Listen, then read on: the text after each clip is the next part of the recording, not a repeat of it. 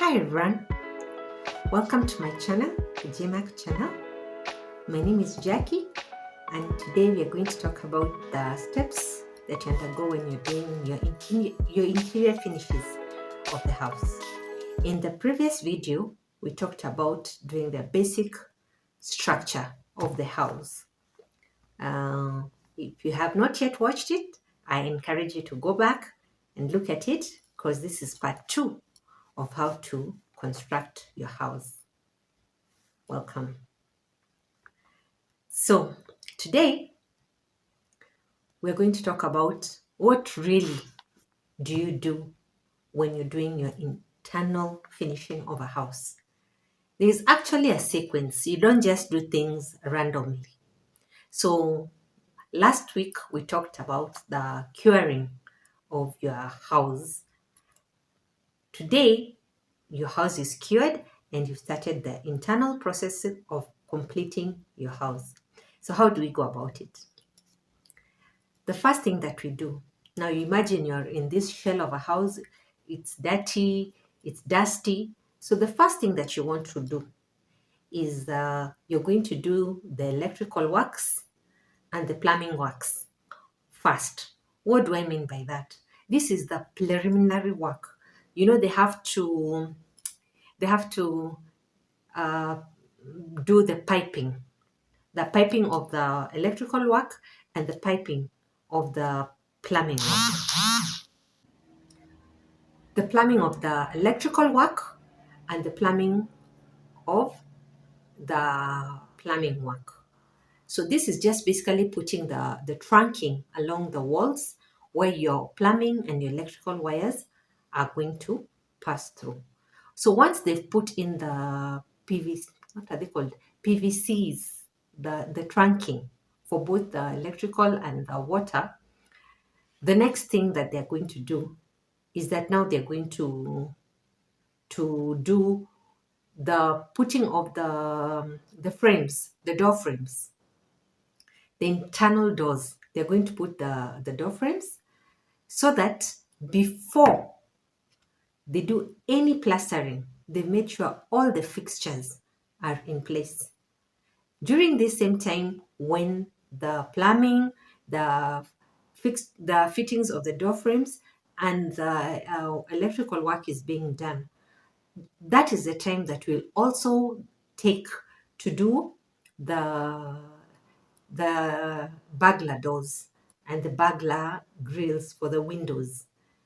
And while the house is curing, let me add this, when the house is curing,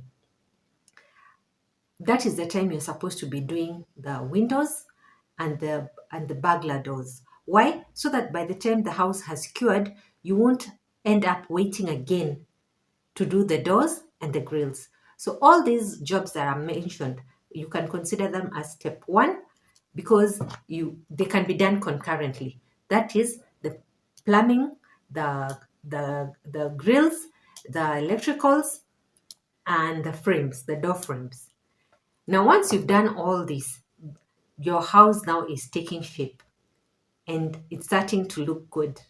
So the next step that you will do after you put in all these is that now you're going to do the toilets.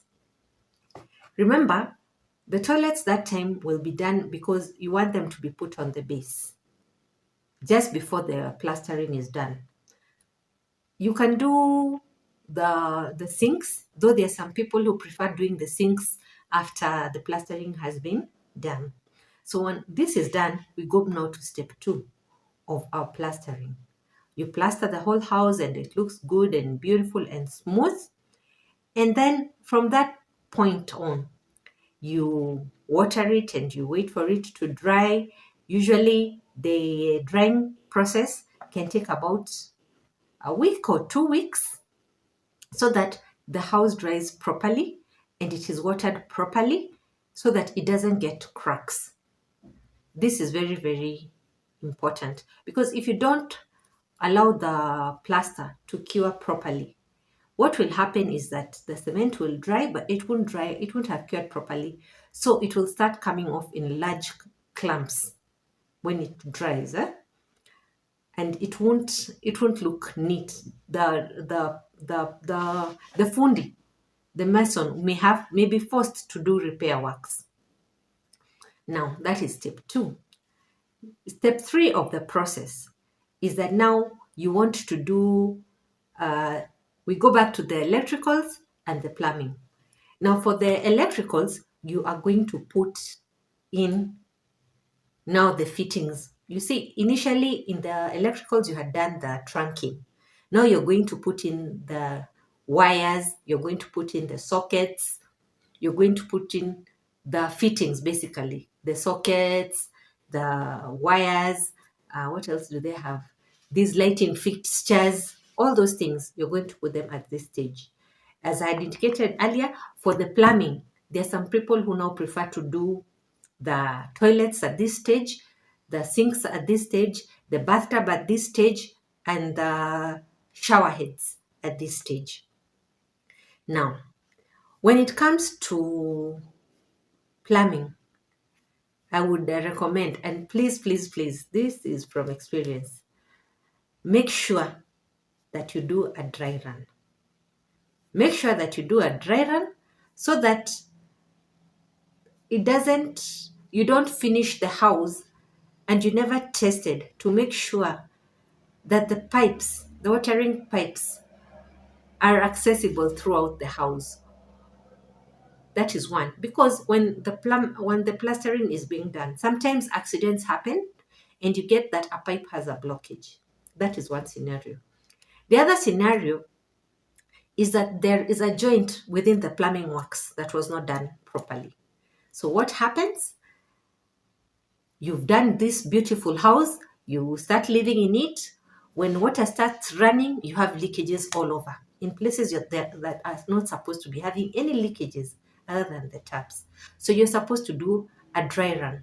You're supposed to feed water into those pipes and make sure that anywhere that a leak is detected, it is immediately um, noted and repaired. So it is at this point, you see, remember, you've already done the plaster. So at this point, you'll incur some extra cost for doing the repairs. But it is better to do the repair now as opposed to doing the repair after. I know some people will ask, but why didn't they do it before the plaster was done? You can do that before the plaster is done, and it is okay, and it is tested, and everything is okay. But like I said, during plaster work, mistakes happen. And that is why I would suggest you do it after the plaster work. Because that time you've not done any painting, you still have room to be able to do any corrections. In case there is a leakage or there is a blockage, you are still in a position to do a correction before you do the final finishing. Now, you've done your testing of your piping, of electricity, and of your water, and everything is okay. If there are any repairs that are to be done on the plasterworks because of those demolitions, they have been done. So the next step, what do? We've said we cure our plaster and wait for it to dry. After our plaster has dried, we go to the last step. This step will involve tiling and painting. What do I mean by tiling and painting? At this step, you start with tiling. If you're going to do tiles, now is the time to do them because they are very dusty. You have to heat the floor so that it has a rough surface to adhere to.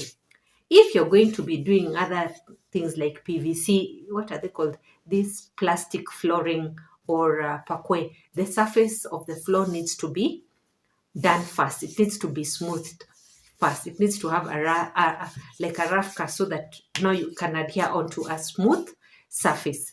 So once you've done the tiling and it has dried and it has been grouted properly and it is properly aligned, please, there's nothing as bad as doing a bad job on tiles. It makes the house to look very bad. You may have done a really good job in all the other areas, but the tiling aesthetically, if it is not done properly, It just makes the house to look bad. So please don't skimp on the person you're going to get to do for you your tiles.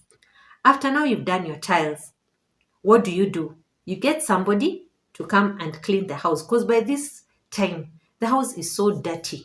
It's so dirty. Imagine you've done the plumbing works, you've done the electrical works, you've done the tiling, you've done the woodwork for the cupboards, because at this point is when now you're going to put the interior doors after you've done the plumbing. Because let me tell you, if you put the doors first, the internal doors, the flash doors, if you put them first before you tile, you will remove those doors. Why? Because the tile raises the floor size, and the door may have been longer, will be longer. So you have to remove the door. So the best thing is first you do the tiles. After you do the tiles, when you finish that, then now you put the doors so that the doors can be cut to the correct size and they will fit flushly against the floor properly. Now, after you've done all that and you've gotten somebody to come and remove the dirt, because then the house is completely dirty. After you've swept, now you get in and the house is clean. Now you get in and you bring in the painting crew. Now, depending on how the house was done, there's some houses which don't require a lot of preliminary work to be done on the surface of the walls. If the plastering that was done was good, they wouldn't have a lot of work doing the sanding or priming.